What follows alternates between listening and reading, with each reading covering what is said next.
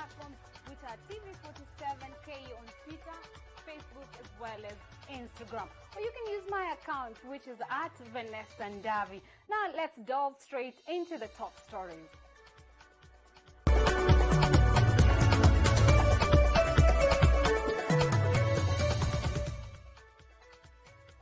Numerous families in Maradaima Estate were left angry after Kenya Power abruptly cut their power supply in what was seen as an attempt to crack down on illegal connection.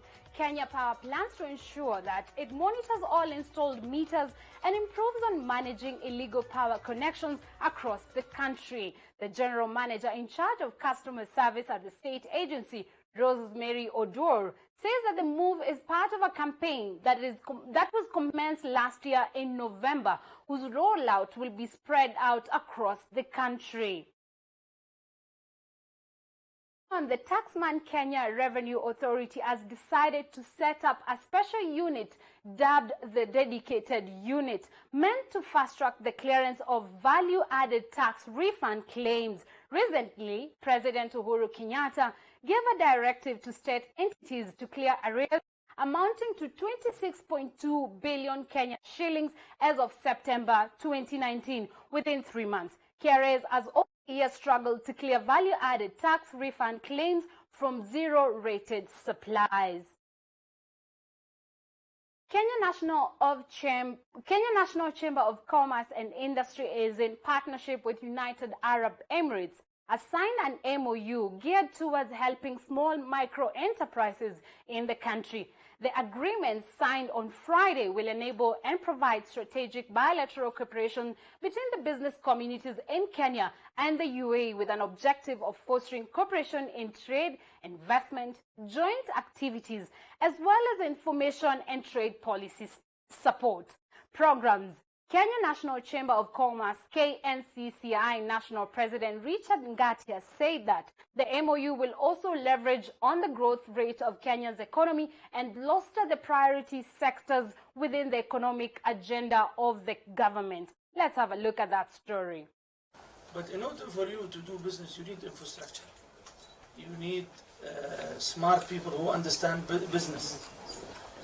So we believe that Kenya has and also the opportunities. Kenya not only has this, has the opportunities to sell and to buy from here. So we wanted to start from here because this is the right opportunity point for us to access. As we are saying to UAE, come now and support us and advise us on what we must do, partner with us, provide this equipment, provide the technical knowledge, and also we export labor so that our fishermen can also be able to go and work along the lakes of the UAE. It's not always business. Business will come.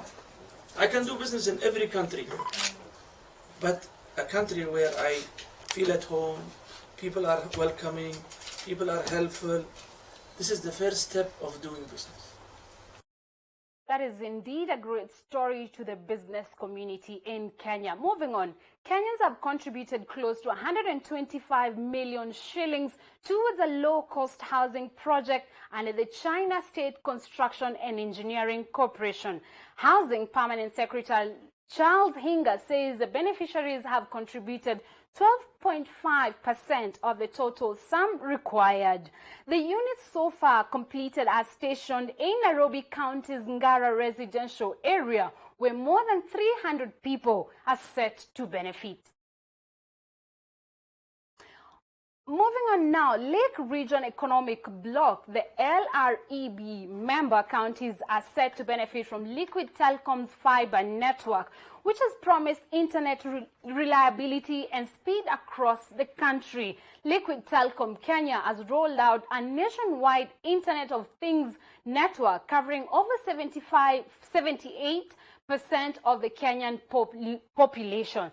So far, the entity has increased its station to 158 base stations across the country from the initial number, which was 20 in 2018. Speaking during the 5th Lake Region Economic Bloc LREB Summit held in Siaya, Liquid Telecom Head of Government Business William Oungo said that the delivery of the base stations was in line with the regional bloc's resolution on improving ICT infrastructure within the LREB member counties. Let's listen into that story. Apologies for that. We will be bringing you that story later on in our bulletin. Now, back to our bulletin is that at the heart of Kisii County is a jewel that has become a source of livelihood for residents. Henry Nyachoka is one such resident based in Tabaka who has been in the business for more than a decade now. And well, we got a chance to visit his workshop. Let's get more of that story.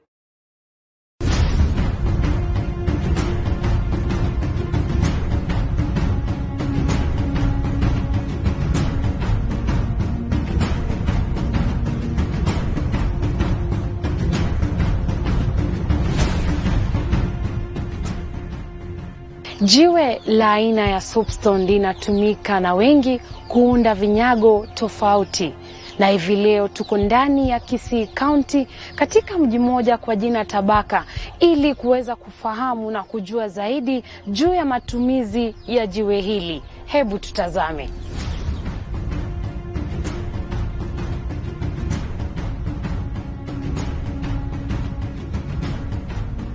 Mimi naitwa Henry Nyachoka Mose, mzaliwa wa South Kisii, Kerina.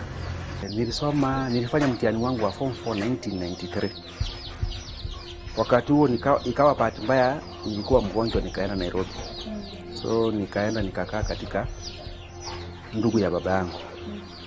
So bila tu mtihani, kabla mtihani usitokelezee, nikiwa Nairobi nikaenda kutafuta kibarua mtaani hapo, nikaenda BS Mwingi and Company.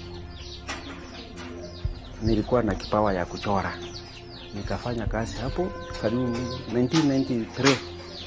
So 1994 mwezi wa 5 nikawa nimefanya na BS Mwingi and Company for almost 3 months. Ile kazi ya kuchora ikaisha. Wakanipatia order nikakuja nayo Kisii hapa kwetu Tabaka. Na ulikuwa unachora nini labda unaweza tuambie pia? Nilikuwa nachora, ilikuwa mawe ya kuku. That time ilikuwa ni mayai ya kuku. This one. Kulikuwa na mchoro ulikuwa unaitwa Team Tots. So nikachora vyema sana, lakini mayai kaisa Nairobi. Wakanituma Kisii nikuje, wakanipatia order kidogo. That time in fact nilipewa order ya 1500 na hiyo pesa 1500 wakati wa 1994 that was ilikuwa pesa nyingi sana. Nikakuja Kisii. So nikasupply that order, nikamaliza. Kind of a way nikawa ninafanyia watu wengine maneno ya kuchora.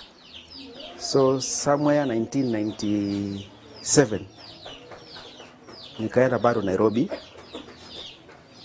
Nikiwa Nairobi nikapata mzee mwingine anaitwa Meja Matu. Naye huyo mzee akanipatia order.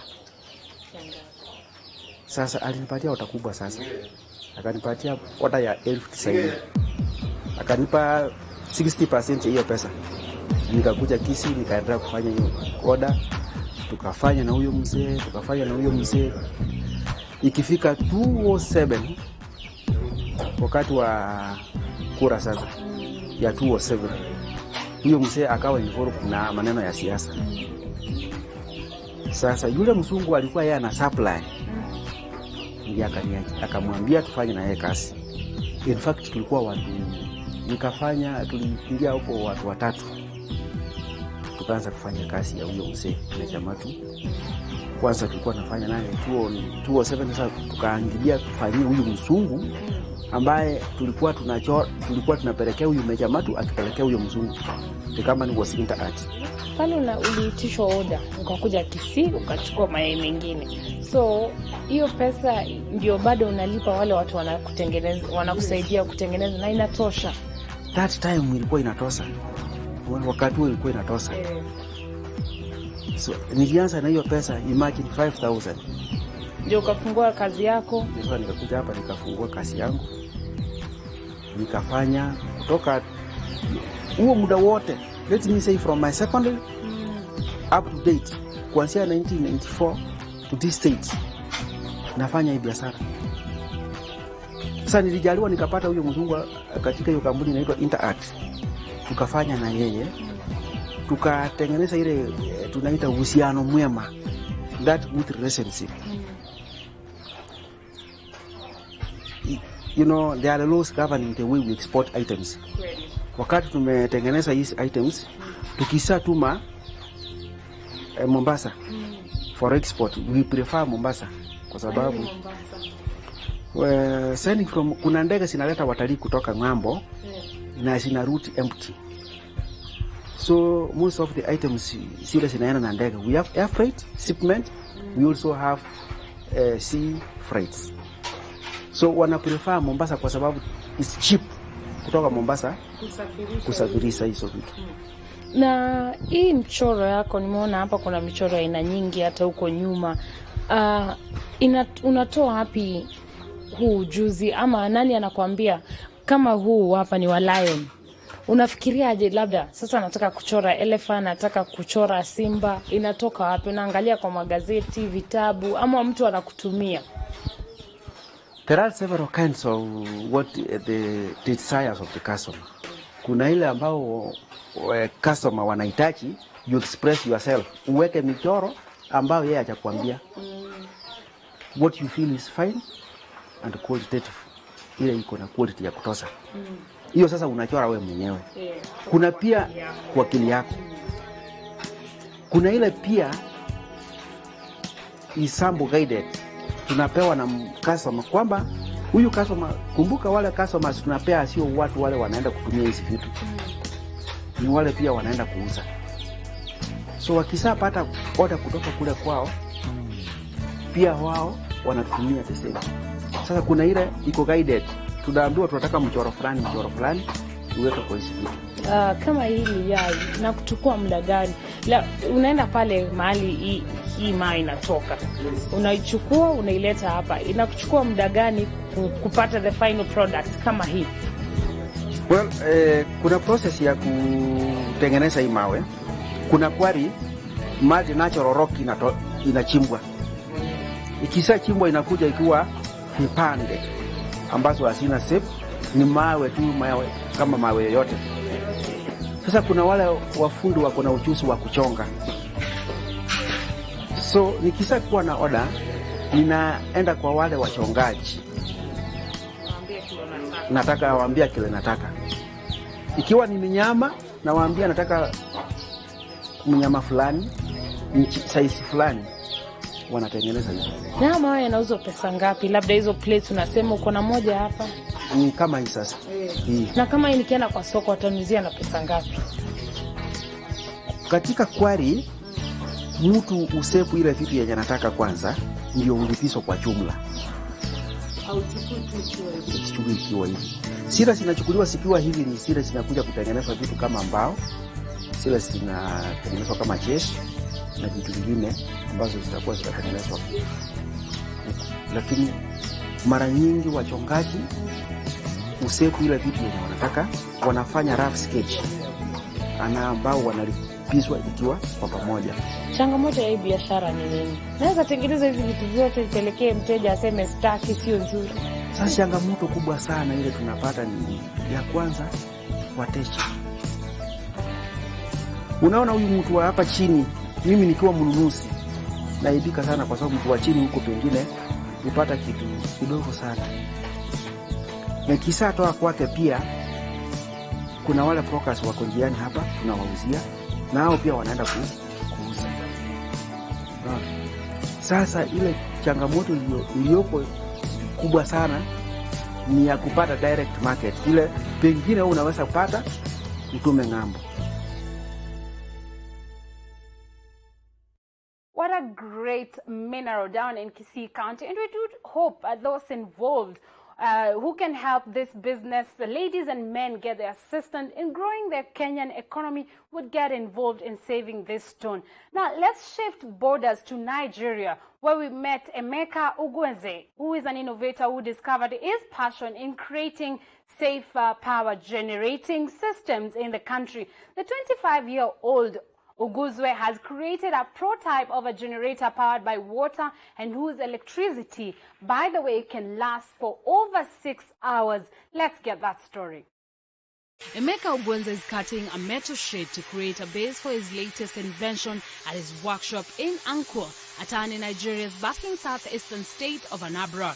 Emeka has created a prototype of a generator powered by water, and the electricity it generates can last over 6 hours depending on the energy consumption rates of the units connected to it. He put together his first model in 2001 and he has been progressively improving it. Emeka began experimenting with metal and creating simple lighting and sound systems at the age of only 5 years old. After experiencing a tragic personal loss due to a malfunctioning generator, he started looking for ways to create safer power generating systems. His machines are powered by high voltage multi-cycle batteries with no carbon emissions. The power actually increases with the more load you input on it. The machine is designed in such a way so that it won't start blowing things off just like normal generators does. I actually lost a friend to a generator which actually brought about this, because I wanted to do something that kind of eliminate the use of gasoline generators in the society. So I'm actually an advocate of clean energy and waste management. This is the C12A model of the Mbonwe series machine. What this one actually does is that it transforms trashes, your plastic, nylon, waterproof, and the rest into petroleum products like petrol, kerosene, diesel, and some other heavy oil. The 25-year-old started off as an automobile engineer, but he further trained and specialized in instrumentation and control systems. Emeka has now created over 12 machines that he hopes will solve problems across the environmental, health, and industrial sectors. He has been able to get the components he uses to make his inventions through donations from friends, family, and even strangers. I usually source my raw materials from waste bins. In fact, I go and get discarded electronic components. At some points, friends do a lot of donating. Like people, you see what I do, you just love what I create. They just, okay, take this, use it to get this at the end of the day. So as things grows on, they keep on happening that way, even from social media. People have not even known me tend to donate some money just to make sure that the dream doesn't die off. Chika is Emeka's neighbor, and he has been using the hydroelectric generator for over a year now. And it's very, very excellent. I'm even begging him to, sell for me, but he said that is not possible now. I'm even waiting for any time that he has produced it on going to the market. That is must.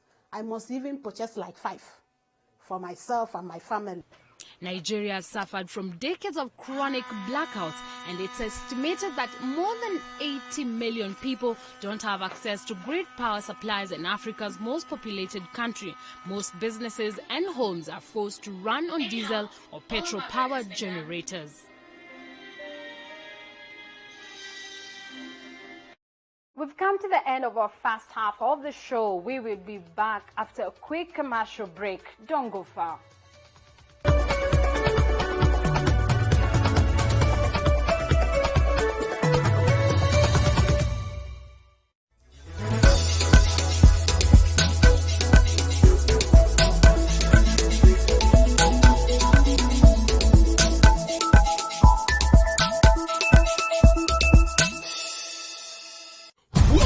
Exciting world of M-Truck Solutions, your trusted provider for bulk SMSs. We also offer API integrations for all your communication and payment needs. We also provide you with tailor-made payment gateway solution.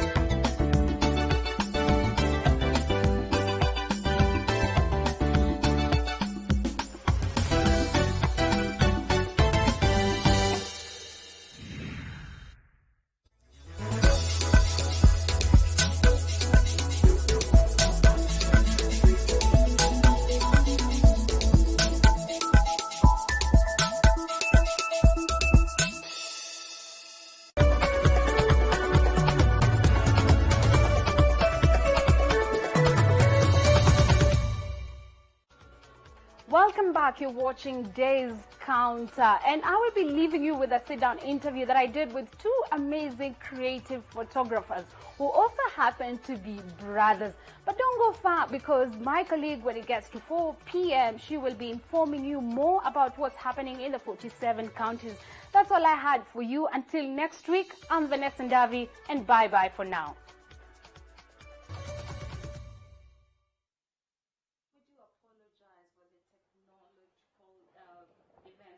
Went before we went for our break. We're here before we finish our news. We were supposed to have an interview with these two amazing guests in the studio today who are creative photographers. We're going to have an interview with them to tell us what is so different. All I know, me and probably most of you, photography is photography. So we're here with them, and they'll tell us more about their business and what is so different from the normal photography every day that we all know. Hi, how are you? Thank you so much. Hey, Hi, Kevin. nice meeting It's you a all. pleasure. Are you brothers, or how did you meet to start this business? We're brothers. Your brothers? Yeah. Good. And what is creative photography? For me, I know photography is photography. Okay, photography. We are so done with the photography, with the main photography that people just do. You go at the studio, you take pictures. Okay, so most clients basically, their mind is set on the. They just think that a camera, you take the camera and click the camera. That's taking pictures. But we decided, what if even if it's a wedding photography, but we add a little creativity in it? What if even it's a fashion photography, but we add in creativity in it? Just being real in everything. You don't find brothers most of the time working together. Yeah, First, how yeah. did you even end up working together in this business? It's like a mixture of poetry. Our connection between two brothers. So we bring it into a picture. So that's the most inspiring thing about our art. So we try to bring the brotherhood and the two minds. We combine the two minds together and just bring up something nice. And all our lives, we have the same talents. We love the same things. We started from football. Football. We are footballers. Both of you? Yeah, both of us. We are artists, pencil art artists. Yeah. So all our lives we have been just having the same vision, same passion, going for the same things. That is very interesting. So your parents probably never got twins, but they got two different sons, different times, who are similar in so many ways. Going through your, like looking behind the screen right there, I can see some of your work. Yeah, it's the same picture on both. That is, it could be just a normal picture, but it has so much to tell into the picture. So you're two different minds with one passion. So who did this picture, and how do you combine efforts to make one picture look great as the one that is on the screen right now? Okay, mostly we value teamwork. We are a team. We are a team of 5. Yeah. All brothers? Yeah, no. Okay, we are the brothers in the team. Kevin is our main photographer and the director. I'm the CEO of Spartan. We are Spartan Photography. Yeah, so during a shoot, we are always all together, the team. True. Yeah, we don't do any shoot without the team being there. Just maybe under some circumstances. But the team, it's a team effort.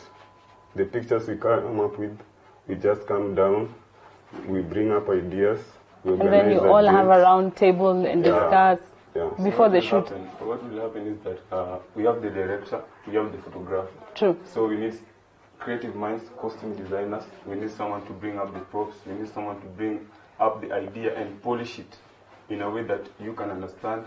We all understand. We understand it already, so we need our audience to understand it too. Yeah. And you wanted to say something? Please go ahead. I just wanted to comment on the pictures. Mostly our pictures are about the social lives, what's happening in our society. We don't like kuna ile faking, kuna but we just bring what is real in the society. And our society sahi, as in we are boring. It's not that creative. Unaweza enda shoot, so someone anakuambia unaenda shoot, mtu anataka nipige picha kama nimesimama hivi. And to you, it's okay because it's the client, but Yeah. it's boring. It's boring. Yeah, it's boring. After the pictures you can't post on your IG because people will just say like, this is just normal. This is normal. One Yeah. different. Yeah. Someone told me that like I've seen 1,000 pictures of someone posing with a suit. I've seen 1,000 pictures of someone posing with a nice dress, a dinner dress. So that's something that people do Every People day. Do it, yeah, It's yeah. normal. So what will you present to me that is so different from others? So that is what we bring to the table. So you bring- photography. You Bring believe creativity. the creativity. How do you do your marketing? You're very big on social media. I went through it and I saw amazing photos, and you have a good and a great following, and the pictures you do are very different. It's not the normal thing that you open social media platforms and see. So how do you do advertisement? So with advertisement, everybody has a handle, a personal handle. This is our page on Instagram, Spartan Photography. That's a general handle. So we have personal handles with the names. Kevin, mine is at Ocean Kevin Ocean. 24. Dennis, Yeah. So on all those profiles, we just post our pictures. So wanaona bado, and then wanaenda kwa general profile bado wanaona these pictures. So mtu obvious atakuwa interested because anaona picha kila mahali, anaona kila mahali, anaona huku. Na ni picha kali, si picha tu. For you, he's talked about how you take different amazing pictures and that's how you reach clients. There's a lot of photographers in Kenya. Probably when you're getting in the market, someone told you, hey, why do you want to do this? There's so many other things that you can pursue. Why this? Well, we have so much. So why creative photography? I think there's no creative photographer. Yeah, everything is just the normal studio, the normal can going actually for count shoots. them. The normal photography. But we came with an idea. What if we could bring a team? By the way, we are a team. We have our main models in the team. Yeah, they So are you very don't have big. to get them. You just, you Okay, insult. that's the problem with photographers. When you're too much involved with the social life and media and something, people get attracted to you in different ways. They can be negative or positive. So yeah, so our clients, apart from the models we have in, our clients always prefer, okay, I want a picture like this. They just see on our main model's profile and say, okay, this picture is nice, I want a picture like this. But we can't go out of the line to take pictures using people, different people. It's happening, but it's destroying our lives as photographers. Yeah. How do you manage to work together as brothers? Sometimes you might get into conflicts and you still have to go to work and you have to see his face and you Okay. remember what he did yesterday or mom favored him more than you. How do you deal with that? Girlfriends, even girlfriends, huh? It's Maybe you should get a happens. beard like his. You won't have to fight so much about girlfriends. Miaka inaleta It shida. happens a lot, but in front of the camera, it's business. You have to put aside the issues and do what you have come to do there. And take the pictures. At the end of the day, we are brothers. Nothing is going to separate. In the issue of conflicts and everything, do happen. It's part of life. Tunazi embrace too. And just moving forward, we have the same vision, and this is what we want, and that's what we go for. Vision, mission is all. You have a similar goal where you want to together at the end of the day. Yeah. With conflicts, I think we solve more of the conflicts, the motivation of photography. So, like last year, we entered a contest and we actually won. And What was the contest about? The contest was the Chinese Kenya photo contest for the embassy. Yeah, for the embassy in Kenya, we actually won. And the runners-up was actually a person from Standard Media. The other one was employed by Huawei. Then someone came up to us and asked us, wow, you guys look good. Mnafanana, you're my brothers. And they were so They surprised. were surprised. They asked me, which company do you work for? Then we told them that we're not currently employed by a company. Wow, you've defeated all these guys. I can see here the photographers from Coca-Cola. With all the billboards and Yeah. advertisements behind them. So that pushed us up. Tunaona hiyo vision ya kuja you will probably hear like Kevin Ochieng, the first photographer to win the Sony Photography Awards. That's actually the biggest platform of photography in the world right now. So that's our goal. And bravo for that and winning. Why you didn't bring what you won an award? You should have brought it with you for us to see it and celebrate you more. I know you've already been celebrated. Yeah. What do your parents think when the first time you went to them and you told them you want to do this together? What was their thought process, or what did they say exactly? Actually, as for me, I'm still studying, and it was actually no. Industrial chemistry. Yeah, lazima mfanye hiyo kitu yake kwanza. One away, industrial chemistry. Photography. No. It's between night and day. Yeah, it was very tough. But they have learned to embrace it. Actually, the Kenya contest was a big platform. For them to see this men have a vision and what they're doing is working. Yeah, they saw, okay, this is a big thing. These guys are going somewhere. This is not just taking pictures. For fun. For fun. Yeah. So, actually, what happened to finally tulifika home? Okay, oh, you won. How much is the camera? Tukawambia bei, they were surprised. Mimi shamba, Tutuza shamba tununue camera. How does this work? Yeah. There's one day you're both going to be parents. And sometimes as parents, when your kids come to you and they tell you, like when you went to your parents and they're like, do what I want to do, what I want you to do first, then you can pursue your photography. What advice do you think you can give parents when their kids come to them? Okay, I think we have a different generation. This generation, okay, you have to do this, not the year in a pita. As for me, I will embrace what my kid wants to do. And to the parents out there, as so long as the vision is right and it's something that the kid really wants, just let him follow it and support in each way that you can. It's very good. Actually, if I told you, if we had support, I'm telling you, I know for big photographer is called Lexonas. He's our main, like, tunatakanga. One day we would like to be like this guy. It's very big and very creative. He doesn't do normal shoots. Yeah, so one day, if at all we had support, your support, someone comes to you and do this. Our main problem actually in photography in Akonga equipment and stuff. Because it's they're very expensive. Yeah, they're very expensive. So to the parents out there, support ni muhimu sana. If at all your kid has a vision and it's right, just let him go for it. Yeah, so mimi nasema kwa parents, kila kitu anataka kufanya kama nifanya professional itakuwa profitable. Hakuna hata kuna mtu anauza mboga professional na kuna customer, si ndio? So akida kama kwambie mimi nataka kupasi art photography or something, unamuuliza unataka ikulishe? Yeah, nataka ikulishe. So you want it to be like your day job. Yeah, so akifanya professional, obviously itakuwa profitable. Nalingana marketing system yake, you just break it down to him or her, unamuonesha platform, unamuonesha venye anaenda the good way. Yeah. Maybe some of the challenges, any business, you're likely.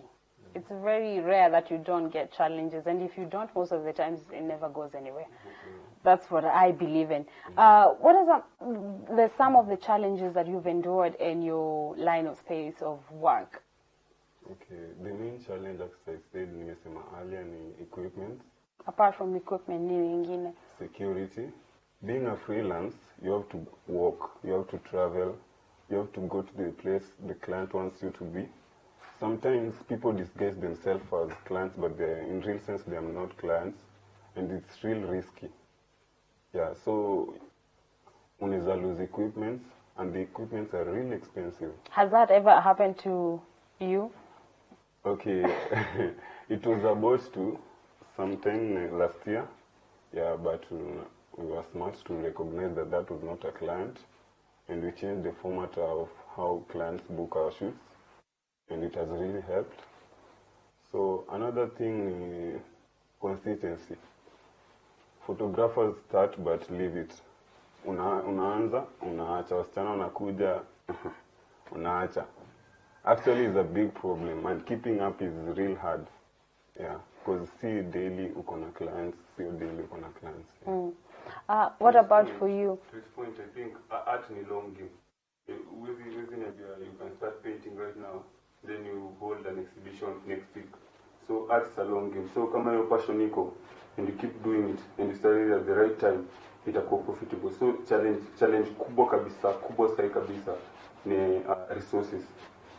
Unaweza sikia mahali gava sijui wametoa nini CDF bla bla bla ya art, but mimi mwenyewe ukiniuliza sahi my youth leader mimi sijui ni nani, na najua hapo but sijui nani. So hizi projects zenye wanaleta hizi za side, ukikam kuni approach na huku resources za huku juu za kuzi zinafaa kuboost art, zinakam in a different way.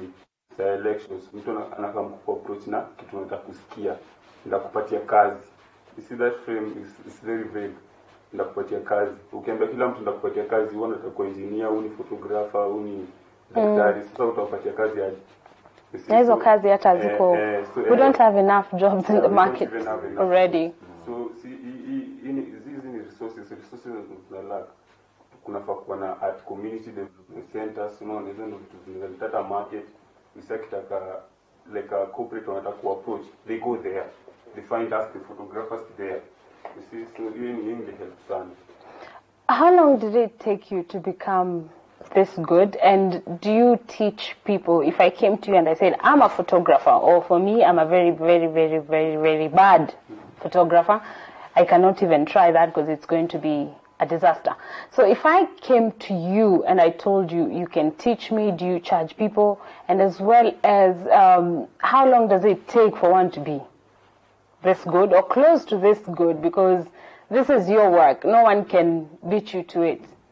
So being a photographer, actually we started way back in 2015.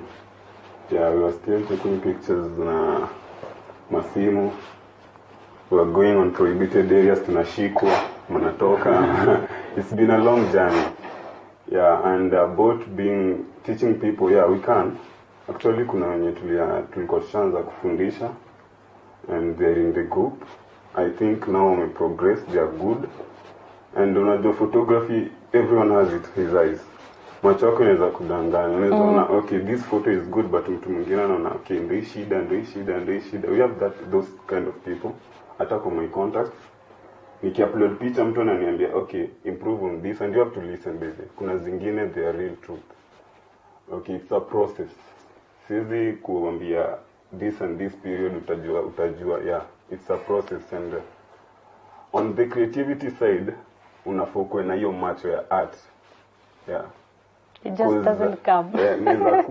Niza kuja ni kuambia, okay, this is the location, let's take the pictures hapa. Watapiga na the same camera, mimi na the same camera, but output utaona hapa kuna different eyes. Yeah. Anything to add on that?